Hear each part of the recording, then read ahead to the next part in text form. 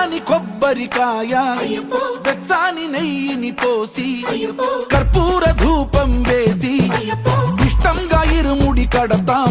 నువ్వు ఎత్తుకుంటే చాలు ఎన్ని పూనకాలు కంఠమెత్తి పాడుకోగా కన్యస్వామి కదిలిరాగా ఇరుముడి కట్టు కట్టు కట్టు కట్టు కట్టు ఇరుముడి కట్టు ఎక్కు ఎక్కు ఎక్కు ఎక్కు సారి మల్ల ఎక్కు.